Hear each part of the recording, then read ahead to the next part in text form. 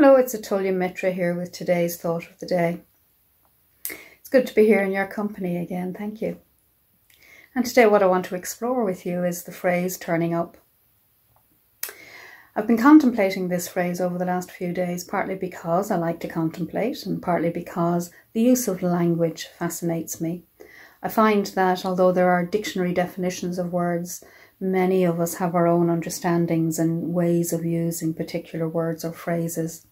And so I think it's a really worthwhile practice to take time out sometimes and just explore what we do mean by a particular or a favourite word or phrase that we use.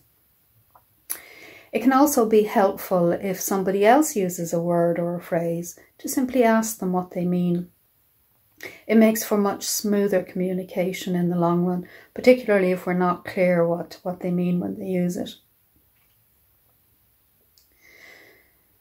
So coming back to the phrase and what it means to me, turning up. So turning up means to me being fully present, arriving, being here with the experience as it's unfolding. And that can be in my personal practice, or it can be in my interaction with others. So, for example, my personal practice, when I arrive, when I turn up to my meditation practice every day, I don't just somehow fall out of bed and my body find its way to a cushion in the house somewhere.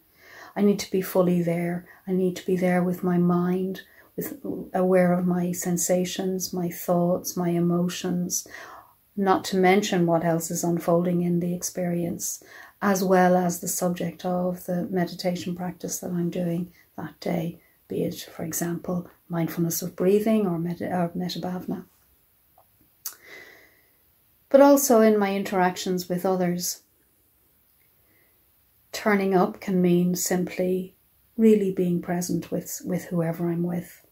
And that might be one person, it might be more than one person, but trying to be aware, listening to what they have to say, perhaps even noticing what they're not saying, perhaps noticing their body language.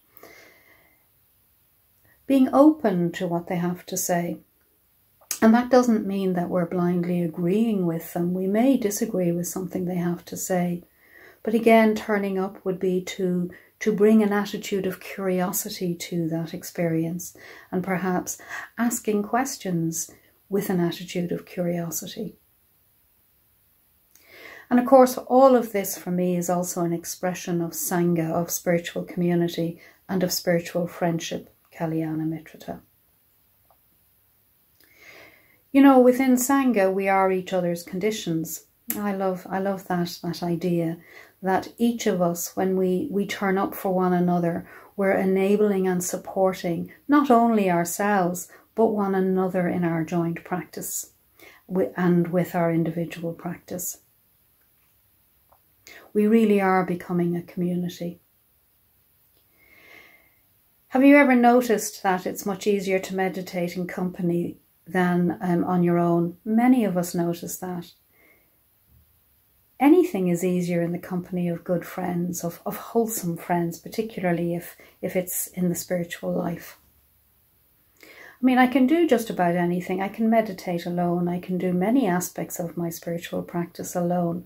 But when I do it in the company of others, when I explore the Dharma in the company of others, perhaps a reading, perhaps doing a puja, or as I say, meditating, it always feels richer when it's a shared experience. And what's fascinating me at the moment is that even online, that's a possibility.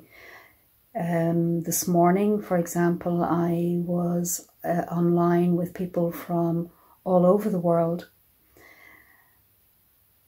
And that there was an enriching of my practice, a heart opening in a way that I generally don't experience when I practice alone. And so turning up for one another enables ourselves and each other. It enables us to develop and grow in the spiritual life for the benefit of all beings. And so the thought I want to leave you with today is, what does turning up mean to you? So thank you. Take care. Until we meet again.